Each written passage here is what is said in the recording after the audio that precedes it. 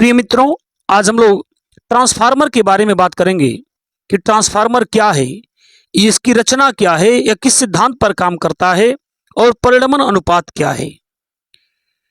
Transformer अन्योन्य प्रेरण यानी म्यूचुअल इंडक्शन के सिद्धांत पर कार्य करने वाला एक ऐसा साधन है जो प्रत्यावर्ती धारा के विभव को, प्रत्यावर्ती धारा के बारे में आप जानते ही हैं, ऐसी धारा जो अपने एक चक्कर के दौरान आधे चक्कर एक तरफ चलती है और आधे चक्कर उसके दूसरी तरफ विपरीत चलती है, जो प्रत्यावर्ती धारा के विभव को परिवर्तित करने के काम आता है। यानी ट्रांसफार्मर क्या है?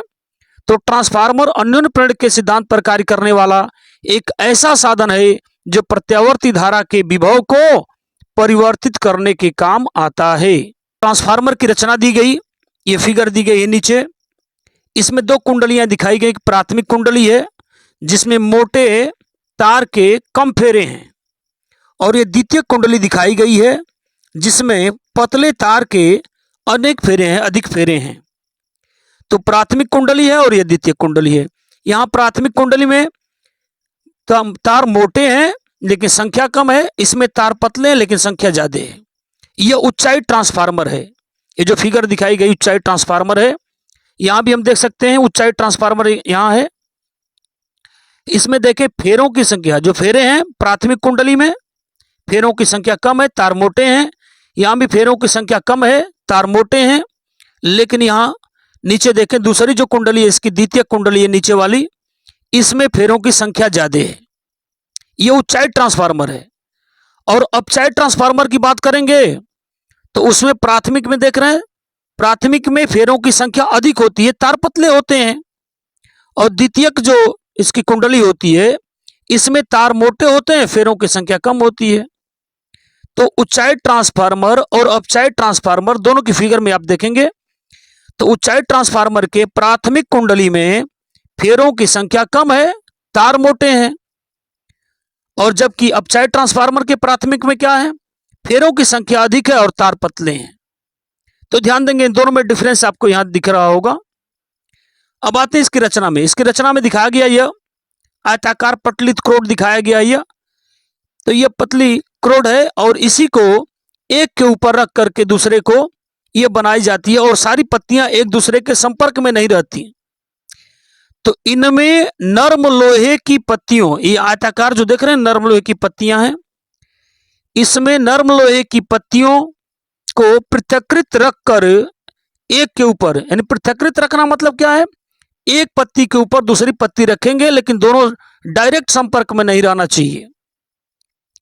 एक दूसरे के ऊपर पृथकृत रखकर एक पटलित क्रोड बनाई जाती है।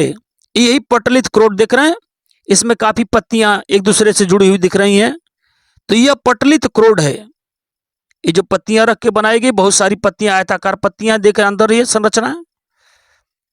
तो पटलित क्रोड बनाई जाती है। इस क्रोड पर तांबे के पृथकृत यानी अलग अलग तारों की अलग अलग दो कुंडलियां लपेटी जाती हैं। दो कुंडलियां हैं, एक ऊपर मोटे तार की कम फेरे वाली और यहां पतले तार की अधिक फेरों वाली।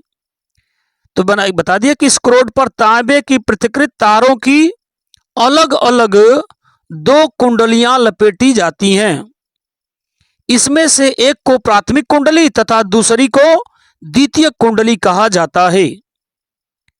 तो उम्मीद करते हैं कि यह संरचना इसकी समझ में आ रही होगी। ऊंचाई ट्रांसफार्मर अपचाई ट्रांसफार्मर के बारे में फिर हम बात करेंगे, तो फिगर पर ध्यान देंगे आप। अब बात करते हैं इसके सिद्धांत की। ट्रांसफार्मर अन्योन्य प्रेरण के सिद्धांत पर कार्य करता है। अन्योन्य प्रेरण में हम जानते हैं कि दो कुंडलियां होती हैं। यहां भी ट्रांसफार्मर में भी दो कुंडलियां आपको दिख रही हैं।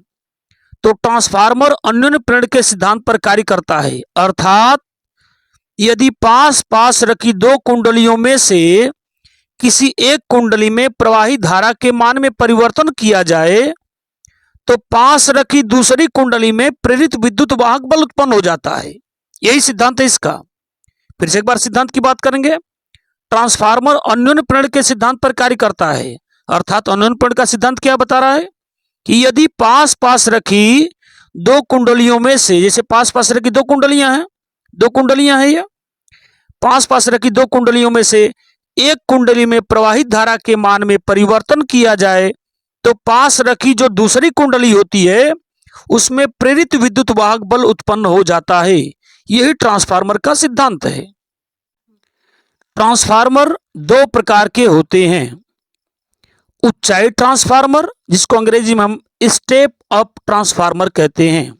ऊंचाई ट्रांसफार्मर, इसकी सहायता से कम विभव वाली प्रबल, प्रबल मतलब मजबूत, स्ट्रांग, कम विभव वाली प्रबल प्रत्यावर्ती धारा या अधिक प्रत्यावर्ती धारा कह सकते हैं को अधिक विभव वाली दुर्बल धारा में परिवर्तित किया जाता है। ध्यान देंगे, ऊंचाई ट्रांसफार्मर की सहायता से क्या करते हैं, कम विभव वाली प्रबल प्रत्यावर्ती धारा को अधिक विभव वाली दुर्बल धारा में परिवर्तित किया जाता है। इसमें द्वितीयक कुंडली में, जैसे कि पीछे हमने फिगर में दिखाया था कि इसमें द्वितीयक कुंडली में फेरों की संख्या प्राथमिक कुंडली से अधिक होती है। ध्यान देंगे, इस ऊंचाई ट्रांसफार्मर में क्या होता है, इसमें द्वितीयक कुंडली में फेरों की संख्या प्राथमिक कुंडली से अधिक होती है। अब बात करते हैं अपचाई ट्रांसफार्मर की, जैसा कि मैंने पीछे दिखाया भी आपको, इसको स्टेप डाउन ट्रांसफार्मर कहते हैं। वो स्टेप अप और यह स्टेप डाउन।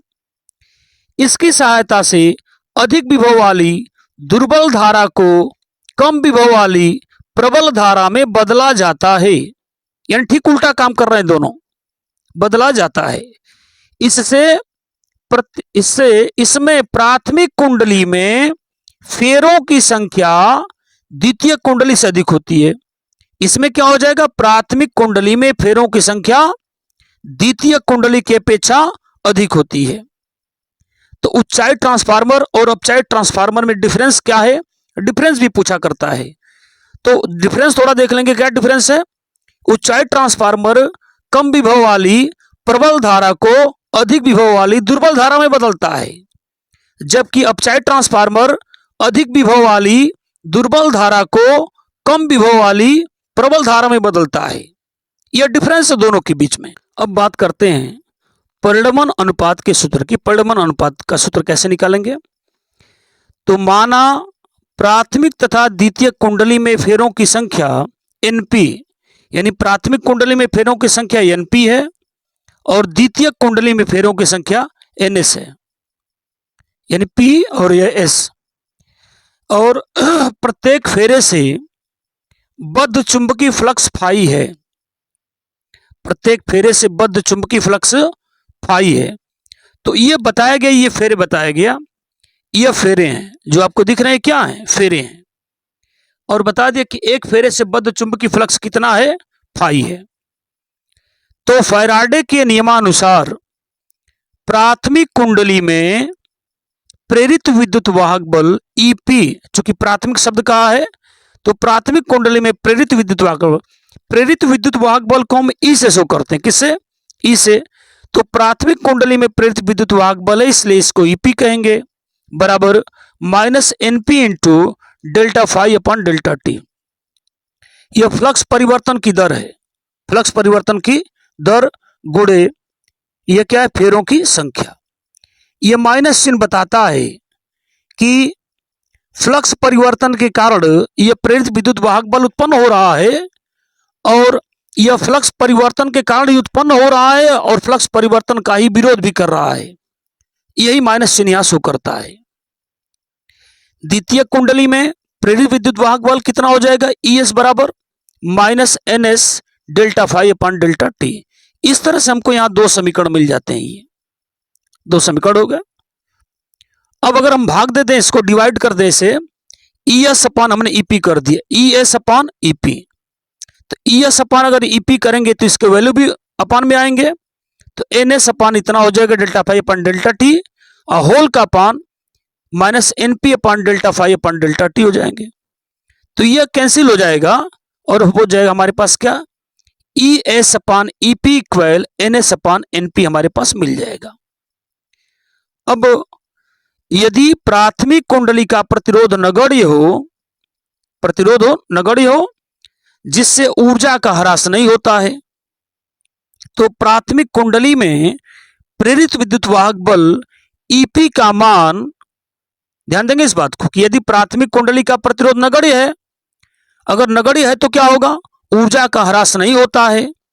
तो प्राथमिक कुंडली में प्रेरित विद्युत वाहक बल जो ईपी है उसका मान उसके सिरों पर, यानी कुंडली के, प्राथमिक कुंडली के सिरों पर लगे विभवांतर वीपी के बराबर होता है।